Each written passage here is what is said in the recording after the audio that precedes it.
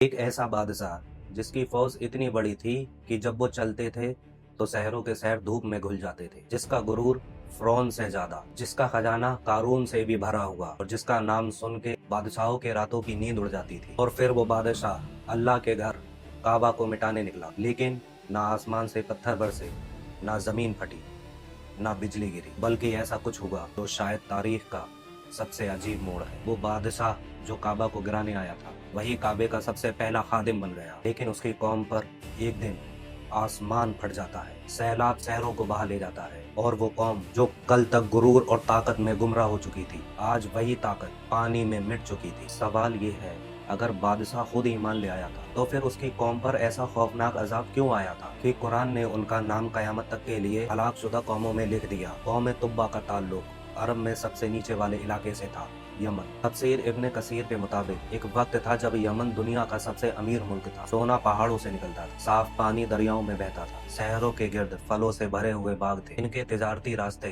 पूरी दुनिया में फैले हुए थे। इस सल्तनत का नाम था हिमयार एम्पायर और उनके बादशाहों का लक़ब था तुब्बा। जैसे मिस्र के बादशाह फिरौन, वैसे ही यमन के बादशाह तुब्बा। इन सब में सबसे खौफनाक, सबसे ताकतवर एक नाम उभरता है, अबू करीम असद तुब्बा अल हिमयारी। तफसीर के लफ्जों में इसकी फौज ऐसी थी कि अरब में पहले कभी न देखी। हाथी और घोड़ों का समंदर, तीरंदाज, तलवारबाज, और लश्कर इतना बड़ा कि पहला सिपाही शहर से निकलता तो आखिरी अभी शहर में ही होता। और तुब्बा का नारा था, मैं जमीन का खुदा हूँ, जो मेरी हुदूद में आए या तो मेरा होगा या मट्टी का। फतेह करते करते ये लश्कर पहुंचता है अरब के एक खामोश इलाके में, यथरिब, आज का मदीना। उस वक्त सिर्फ खजूर के बागात, कुछ यहूदी कबीले और एक अजीब से सुकून वाली हवा। तुब्बा ने हुक्म दिया, कल सुबह इस शहर को जला देंगे। लेकिन उस रात उसके ख्वाब में एक नूरानी शख्स आता है जो कहता है, इस जमीन को छोड़ दे, यहाँ मेरा रसूल आने वाला है। तुब्बा घबरा कर उठता है। सुबह यथरिब के रब्बी खुद उसके दरबार में आते हैं। ऐ बादशाह, अगर तूने इस जमीन को छुआ, तेरी बादशाहत का नामो निशान मिट जाएगा। तुम मुझे धमकी दे रहे हो? मैं वो हूँ जो शहरों को सांस लेने देता हूँ। हम तुझे नहीं, उस नबी के रब का पैगाम सुना रहे हैं जो यहाँ हिजरत करेगा।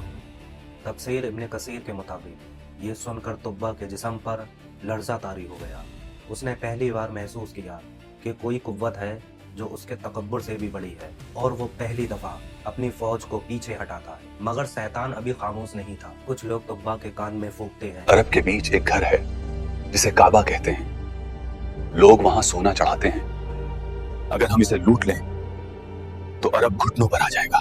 तुब्बा मुस्कुराया। लश्कर मक्का की तरफ मुड़ता है, लेकिन जैसे ही वो मक्का में दाखिल होता है, तफसीर के मुताबिक तुब्बा पर अचानक एक बीमारी आती है। जिस्म फूल जाता है, आंखें बाहर आ जाती है, जुबान सूख जाती है, सांस टूटने लगती है, फौज डर जाती है, तबीब नाकाम हो जाते हैं, जादू नाकाम, दुआ नाकाम, और फिर वही रब्बी आती है। सच बता, तेरे दिल में क्या था? इस घर को गिराना था।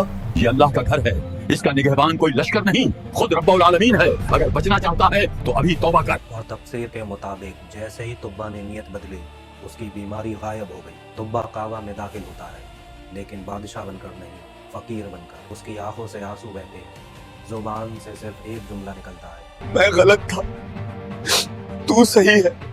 वो कुर्बानी देता है, सिर्फ जानवरों की नहीं, अपने तकब्बुर की भी।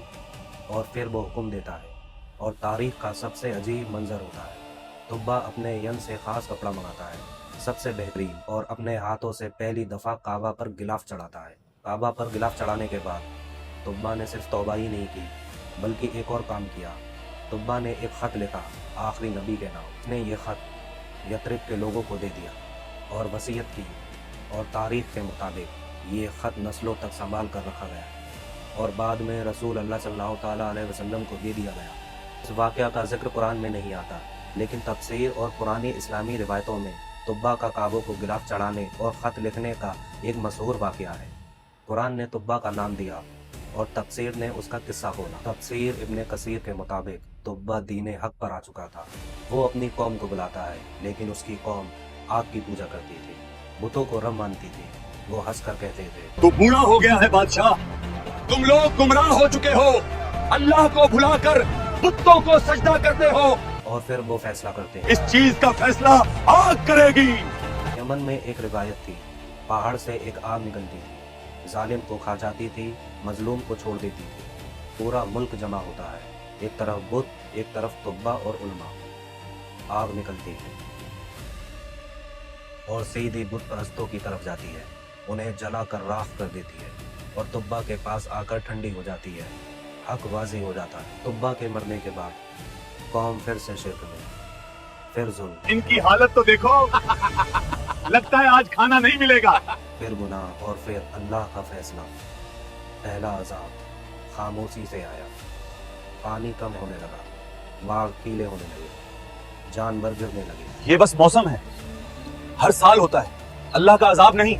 लेकिन दिन गुजरते गए और पानी वापस नहीं आया। बादशाह ने कहा था शायद ये रब का गुस्सा हो सकता है। बादशाह कमजोर हो गया था, हम अभी ताकतवर हैं, हमें किसी रब की जरूरत नहीं। ये वो जुमला था जिसके बाद अल्लाह का अजाब आ गया। फिर एक दिन आसमान फट गया, पहाड़ों से पानी आया, नहरों की तरह नहीं, दीवार की तरह। शहरों के शहर बह गए, महल मिट्टी बन गए, जहां सोना था वहां जिस्म तैर रहे थे। या अल्लाह, बस एक मौका और दे दे। बादशाह सही था, अजाब आ गया, बचा लो, अपने खुदा को बुलाओ। जिस खुदा को बुला रहे थे वो खुद मिट्टी बन चुका था। कुरान ने सिर्फ इतना कहा, हमने कौम तुब्बा को हलाक कर दिया क्योंकि वो मुजरिम थे। ना उनका नाम बचा, ना निशान, ना नस्ल, सिर्फ वाकिया और सिर्फ वार्निंग। जिस कौम ने कहा था हमें कोई नहीं मिटा सकता, आज उनका पता भी नहीं कि वो जमीन के किस हिस्से में दफन है। ये वाकया सिर्फ यमन का नहीं, ये वार्निंग है हर कौम के लिए, हर उस बादशाह के लिए जो अपनी ताकत को खुदा समझ लेता है।